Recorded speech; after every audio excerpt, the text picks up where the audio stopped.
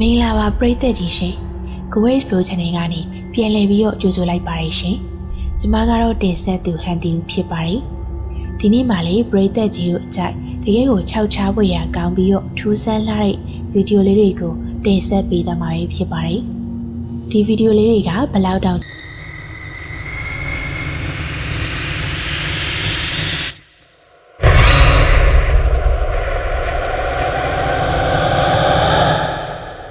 နံပါတ်7 Strange Thing အခုပထမဆုံးတစ်ပုဒ်ကိုတော့ TikTok user Rayred Official ကတင်ထားတာဖြစ်ပါတယ်။သူကဒီဗီဒီယိုရဲ့ description မှာပြောထားတာကတော့ဒါကငါတို့ရဲ့ဒီကဘာမှာစိုးရုပ်တဲ့အရာတွေရှိနေရဲ့ဆိုရိတ်ကြောက်စရာကောင်းတဲ့တဘာဝလွန်သက်သေဖြစ်ပါတယ်။လွန်ခဲ့တဲ့နှစ်တည်းတုန်းကကျွန်တော်ရဲ့အိမ်ဟောင်းကြီးကိုကောင်းကြီးမင်္ဂလာပေးတဲ့ဘုန်းတော်ကြီးတစ်ပါးရှိခဲ့တယ်။ကျွန်တော်အဲ့ဒါကိုထက်လုပ်ဖို့လိုနိုင်တယ်လို့သူကဆိုထားပါတယ်။ဗီဒီယိုထဲမှာတော့ Ray ကသူ့ရဲ့မြေရောက်ခံလို့နေရာတနေရာကိုရှောက်သွားပြီးတခုခုကိုလိုက်ရှာနေတဲ့ပုံစံပါပဲ။သူကြည့်ရတာကြောက်နေတဲ့ပုံစံပေါက်ပါတယ်။ဒါပေမဲ့သူကသူ့ရဲ့တီရှူတွေကိုပြသဖို့အတွက်ဗီဒီယိုဆက်ပြီးတော့ရိုက်ကူးနေတော့ပါပဲ။နောက်ဆုံးတော့သူအခုလိုကြောက်စရာကောင်းတာကိုကြုံတွေ့လိုက်ရပါတော့တယ်။ Guys, I just heard something in my kitchen.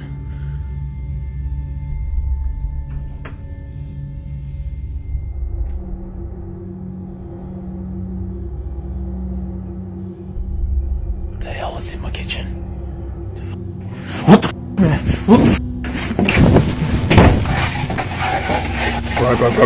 ထူးဆန်းပြီးတော့ကြောက်စရာကောင်းတဲ့ပုံရိပ်တစ်ခုက Ray ရဲ့အရှိမရုတ်တရက်ပေါ်လာတာပါ။သူလည်းရုတ်တရက်လန့်ပြီးအသက်ရှူတာမြန်သွားပါတယ်။ဗီဒီယိုကလည်းအဲ့ဒီမှာရင်ပဲအဆုံးသတ်သွားပါတယ်။သူရဲ့ TikTok အကောင့်မှာတင်ချတဲ့နောက်ထပ်ဗီဒီယိုတစ်ပုဒ်ကပို့ပြီးတော့ကြောက်စရာကောင်းပါတယ်။ဒီတစ်ပုဒ်မှာတော့သူနဲ့သူ့တငယ်ချင်းကသူတို့ရဲ့ကားထဲမှာရေဒီယိုဖွင့်ထားရင်းနဲ့အော်ဒန်နီအများအပြားကိုကြားလိုက်ရတာပါ။အဲ့ဒါရင်သာမကနောက်ထပ်ကြောက်စရာကောင်းတာနဲ့လေသူတို့ကြုံတွေ့လိုက်ရပါတယ်။ကြည့်လိုက်ရအောင်။ The fact that I actually have to be here right now in the middle of the night is shit. Well, that's how. Dude, shut up. Wait. Bro, turn it up right now.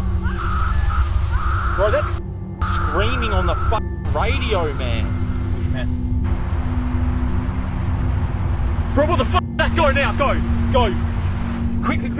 Ray တို့တငယ်ချင်းနှစ်ယောက်သာရုတ်တရက်အပြင်ဘက်တစ်ပင်ကြားကနေသူတို့ကိုစိုက်ကြည့်နေတဲ့ကြောက်စရာအရာကြီးကိုမြင်တွေ့လိုက်ရတာပါ။ Ray တို့လည်းအရန်လန့်ပြီးဒီနေရာကနေမောင်းထွက်ရပါတော့တယ်။ Ray ဟာဒီကနေ့အထိသူမြင်တွေ့လိုက်ရတဲ့ဒီကြောက်စရာအရာတွေနဲ့သူတို့နှစ်ယောက်ကြားလိုက်ရတဲ့အော်ဒန်တွေကဘလို့အရာမျိုးတွေလဲဆိုတာသိချအတိအကျမသိပါဘူး။ Ray တို့ရောသူကြုံတွေ့လိုက်ရတဲ့ဖြစ်ရပ်တွေကိုဘယ်လိုထင်ပါတယ်လဲရှင်။ဒီအရာတွေကတစေတရေဖြစ်နိုင်လား။ဒါမှမဟုတ်အခြားဘာများဖြစ်နိုင်လဲ။အောက်က comment မှာဆွေးနွေးပေးခဲ့ကြပါအောင်နော်။ထဲ6ချဖွယ်ရာဗီဒီယိုလေးကိုဆက်ပြီးတော့မတင်ဆက်ပေးခင်မှာပရိသတ်ကြီးတို့ကိုကြော်ညာစရာလေးတစ်ခုရှိပါတယ်ရှင်။ပရိသတ်တို့အတွက်အခွင့်အရေးတွေအများကြီးပေးမယ့် membership program လေးကိုကျမတို့ channel လေးကစပြီးတော့ဖွင့်လိုက်ပြီးဖြစ်ပါတယ်။ကျမတို့ channel ကိုပရိသတ်တို့ကသဘောကျလို့ channel လေးဆက်လက်ရပ်တည်ဖို့အားဖြစ်စေဖို့အတွက် support ပေးခြင်းနဲ့ဆိုလို့ရှိရင်ဒီ membership program လေးကို join ပြီးတော့ support ပေးလို့ရပါတယ်ရှင်။ဟုတ်ကဲ့ပါ membership program ကိုပရိသတ်တို့က join လိုက်ပြီး member ဝင်လိုက်ပြီးဆိုတာနဲ့အခုလိုမျိုးညီမရဲ့ပုံနဲ့ပြုလုပ်ပေးထားတဲ့ member only emoji တွေရရှိမယ် badge ရရှိမယ်ပြီးတော့နောက်ထပ်အခွင့်အရေးတွေရရှိအောင်မှာဖြစ်ပါတယ်ရှင်။ညီမတို့က membership program မှာlevel 3ခုခွဲပြီးတော့သတ်မှတ်ပေးထားတာဖြစ်တဲ့အတွက်ပရိသတ်ကြီးတို့ကအသေးစိတ်ကိုသိရှိခြင်းနဲ့ဘယ် level မှာဘယ်ခွင့်ရေးတွေပါဝင်လဲဆိုတာကိုအသေးစိတ်သိချင်နေဆိုလို့ရှိရင်တော့ညီမရဲ့အခုဗီဒီယိုလေးရဲ့အောက်က description လေးမှာ link လေးချပေးထားပါတယ်။အဲ့ link လေးကိုနှိပ်ပြီးတော့အသေးစိတ်ကိုတွားရောက်ကြည့်ရှုနိုင်ပါတယ်ရှင်။အော်ဒါနဲ့ပရိသတ်ကြီးတို့တခုပြောဖို့ကြံသေးရဲ့ရှင်။အဲ့ဒါကဘာလဲဆိုတော့အဲ့ဒီအခွင့်အရေးတွေထဲမှာ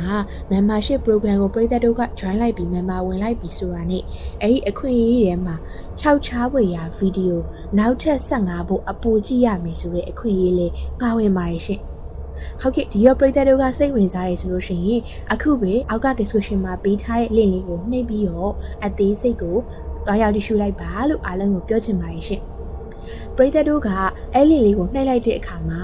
ညီမတို့ရဲ့ YouTube စာမျက်နှာကိုရောက်ရှိသွားပါမယ်။အဲ့ YouTube စာမျက်နှာမှာ subscribe ရဲ့ဘေးနားလေးမှာ join button လေးပေါ်နေတဲ့အခါမှာပရိသတ်တို့က join button လေးကိုနှိပ်ပြီးတော့အသေးစိတ်ကိုကြည့်ရှုရမှာဖြစ်ပါတယ်။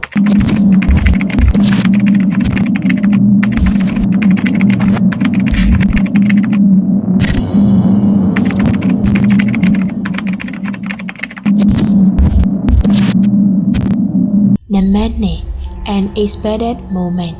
အခုနောက်တစ်ပုဒ်ကတော့ဂျပန်နိုင်ငံမှာရိုက်ကူးမိထားတဲ့ကြောက်စရာဗီဒီယိုဖြစ်ပါတယ်ဒီဗီဒီယိုကိုမူရင်းတင်ချတဲ့ source ကိုတော့မသိရပါဘူးဗီဒီယိုထဲမှာတော့အမျိုးသားတစ်ယောက်ကအိမ်ကိုပြန်လာတဲ့အခါသူ့ရဲ့မိန်းမကထူးထူးဆန်းဆန်းပြုမူနေတာကိုတွေ့လိုက်ရပါတယ်ဒါကြောင့်သူကဗီဒီယိုစပြီးတော့မှတ်တမ်းတင်ချလိုက်ပါတယ်အဲဒီနောက်တော့အခုလိုဖြစ်ပျက်ခဲ့ပါတယ်စပြီးကြားလိုက်ရတာကြောင့်ကြည့်လိုက်တဲ့အခါပုံရိပ်တစ်ခုပေါ်လာပြီးတော့အမျိုးသားရဲ့အနာကိုဖြည်းဖြည်းချင်းချင်းကပ်လာနေရကိုသူတွေ့လိုက်ရပါတယ်။သူလည်းကြောက်လန့်ပြီးတော့ဟိုဘက်ကိုပြန်လှည့်လိုက်ပါတယ်။အဲဒီလိုနဲ့ခုနကနေရာကိုပြန်လှည့်ကြည့်လိုက်တဲ့အခါမှာတော့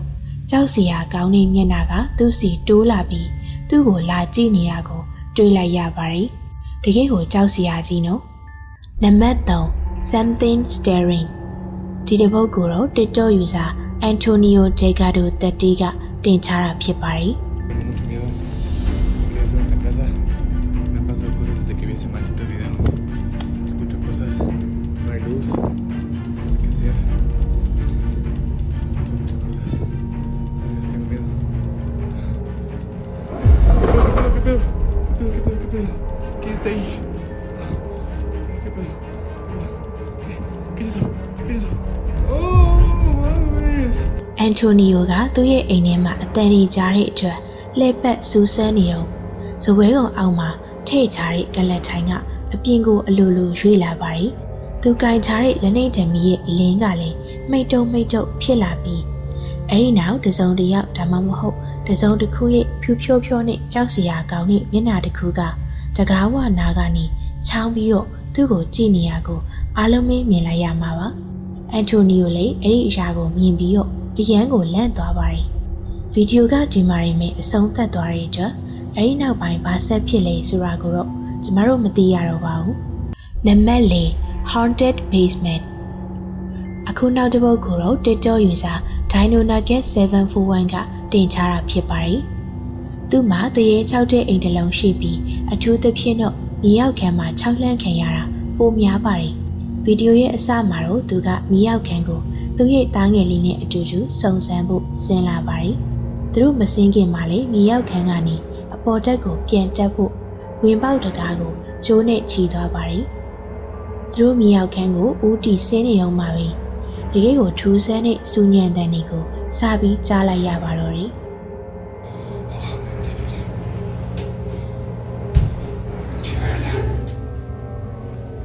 It's down here. You smell it? Oh, it smells like shit, bro. That's right, too. Stay close to me. Fuck. ဒိုင်နိုကမြေရောက်ခန်းရဲ့ထောင်းဘက်တနေရာစီကိုတိတ်လေးသတိထားပြီးရှောက်သွားပါတယ်။ဒီလိုနဲ့ရုတ်တရက်ကြောက်စရာကောင်းတဲ့ဖြစ်ရက်တွေဖြစ်လာပါတော့တယ်။ကြည့်လိုက်ရအောင်။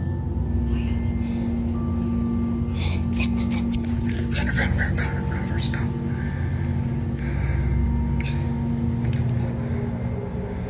All right. We're gonna make a run for it. I think Traps says you were dying first. Just gonna go. Shit.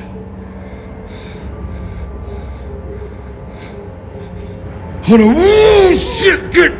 Oh god! No. We gotta get the fuck out. သူတို့နေရောက်မြေရောက်ခန်းထဲမှာလှည့်ပတ်စူးစမ်းနေရင်နဲ့မဲအရာတစ်ခုကိုမြင်တွေ့လိုက်ရတာပါ။ဒိုင်နိုကတော်တော်လေးလန့်သွားတဲ့အတွက်ထထောင်အော်မိပါတယ်။ဒါပေမဲ့လေသူတို့ဟာစုံစမ်းတာကိုဆက်လုပ်ခဲ့ပါတယ်။ Break it. There's nothing there. Stay behind me. Stay right fucking behind me.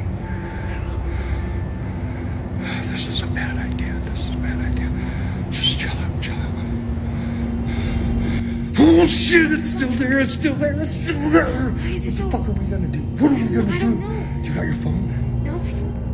ပေမဲ့လေသူတို့ကစုံစမ်းတာကိုဆက်လုပ်ခဲ့ပါတယ်။သူတို့ကနောက်တစ်ချိန်ခုနကမြင်လိုက်ရတဲ့မင်းမဲအရာကြီးရှိနေသေးတာကိုမြင်လိုက်ရပြန်တာပါ။ဒီအရာကဘာပဲဖြစ်ဖြစ်တကယ်ကိုကြောက်စရာကောင်းတာတော့အမှန်ပါပဲ။ဒိုင်နိုနဲ့အတူတူဒီမြေရောက်ခန်းကိုလာတဲ့သူ့ရဲ့သားလေးကလည်းတကယ်အားကားတတိပါပဲ။တော်လေးတတိရှိရဲရဲနေလို့ပြောရမှာပါ။ဘာလို့လဲဆိုတော့ဒီကလေးလိုမျိုးအသက်အရွယ်ကလေးအများစုကဒီလောက်ထိစောစားရဲလိမရှိကြလို့ပါအခုသူတို့ကြုံလိုက်ရတဲ့ဖြစ်ရပ်တွေကိုညီမတို့အားလုံးတူတူကြည့်ပြီးကြပြီဆိုတော့ပရိသတ်တို့သူတို့အရင်မြေရောက်ခန်းမှာတကယ်ပဲတရေချောက်နေရလို့ထင်ပါသလားရှင်သူတို့မြင်တွေ့လိုက်ရတဲ့ဒီမဲမဲအရာကရောတရေလားဒါမှမဟုတ်ဘာများဖြစ်နိုင်လဲပရိသတ်တို့ရဲ့ချင်းမြင်ချက်လေးတွေကိုပြောပြပေးခဲ့ကြပါဦးနော်နံပါတ် 5 Strange Occurrences အခုတင်ဆက်ပေးမယ့်ဗီဒီယိုတွေကိုတော့ Paranormal Nightmare YouTube Channel က Kathy Glanger ကရိုက်ကူးမှတ်တမ်းတင်ချခဲ့တာပါ။လွန်ခဲ့တဲ့နှစ်တီတုန်းကလေးက Kathy ဟာသူမရဲ့ကနေဒါကအိမ်မှာထူးဆန်းတဲ့ဖြစ်ရပ်တွေစပြီးကြုံတွေ့ခဲ့ရပါတယ်။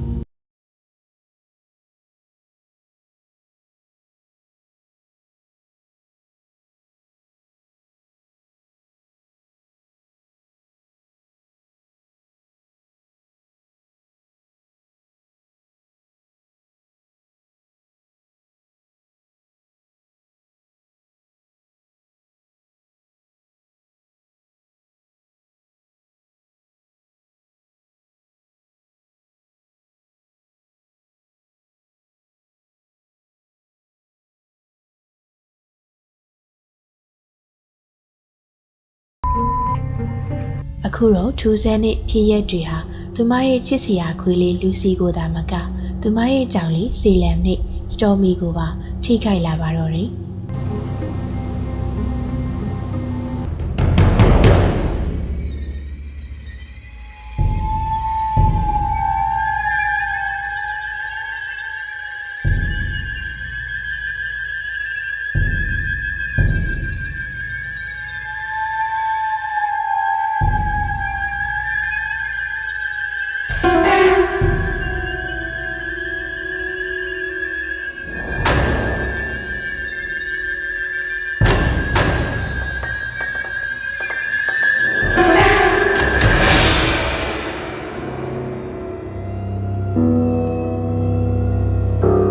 ပုံဖို့အတွက်မီးဖို့စင်ပေါ်ကိုမြန်ခုန်တက်လိုက်ပါတယ်။ကျမတို့အနေနဲ့ဒီဗီဒီယိုကတော့ရိုးရိုးတာမယ်ရှင်းပြရလွယ်ကူပြီးဘာမှထူးဆန်းတာမဟုတ်ပဲနဲ့ဒီသူမရဲ့ကြောင်လေးကသာထူးဆန်းနေတာဖြစ်နိုင်တယ်လို့ကောက်ချက်ချလို့ရပါတယ်။ဒါပေမဲ့အခုနောက်ချက်ပြမယ့်ဗီဒီယိုနောက်တစ်ပုဒ်ကတော့ရှင်းပြဖို့နည်းနည်းပိုခက်သွားပါပြီ။ဒီတစ်ချိန်မှာကက်တီရဲ့နောက်ထပ်ကြောင်တစ်ကောင်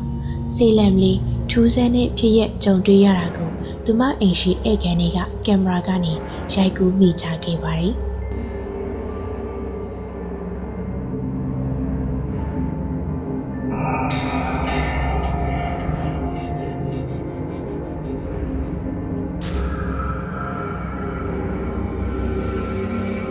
စီလန်လေးကကြောက်နေတဲ့ပုံစံပေါက်ပြီးတော့အယုတ်ဟောင်းတစ်ခုကိုစိုက်ကြည့်နေပါတယ်။အဲဒီနောက်အယုတ်ကနေမကောင်းတဲ့မဲမဲအငွေတစ်ခုထွက်လာပါတယ်။ဆေးလမ်လေးလည်းကြောက်လန့်ပြီးတော့ပြေးထွက်သွားပါတော့တယ်။ကက်တီကတော့သူမစုဆောင်ထားတဲ့ရှေးရောက်အယုတ်တွေမှာဝိညာဉ်တွေပူကက်နေတာဖြစ်နိုင်တယ်လို့ယုံကြည်ပြီးတော့အဲဒီဝိညာဉ်တွေကသူမရဲ့အိမ်ထဲမှာဖြစ်နေတဲ့ထူးဆန်းပြီးကြောက်စရာကောင်းတဲ့ဖြစ်ရပ်တွေကိုဖြစ်စေတဲ့အရာတွေဖြစ်မယ်လို့လည်းသူမကယုံကြည်ထားပါတယ်။ပရိသတ်တို့ရောဘယ်လိုထင်ပါသလဲရှင်။ပရိသတ်တို့အနေနဲ့ကက်တီရဲ့အိမ်မှာဖြစ်နေတဲ့တဘာဝလွန်ထူးဆန်းတဲ့ဖြစ်ရပ်တွေကိုရိုက်ကူးမိထားတယ်။နောက်ထပ်ဗီဒီယိုတွေအများပြားကိုသူမရဲ့ YouTube Channel Paranormal Nightmares မှာလည်းဝင်ရောက်ကြည့်ရှုနိုင်ပါတယ်ရှင်။ဒီနေ့ဗီဒီယိုလေးကိုလည်းအဆုံးထိတိုင်အောင်ကြည့်ရှုအားပေးခဲ့ကြတဲ့ချစ်ပရိသတ်တယောက်ချင်းစီတိုင်းနဲ့အမြဲစောင့်မျှော်ကြည့်ရှုအားပေးနေကြတဲ့ချစ်ပရိသတ်တယောက်ချင်းစီတိုင်းကိုကျေးဇူးအထူးပင်တင်ရှိပါတယ်ရှင်။ဟုတ်ကဲ့ဒါဆိုလို့ရှိရင်နောက်ဗီဒီယိုကြရင်ပြန်ဆောင်ကြမယ်နော်။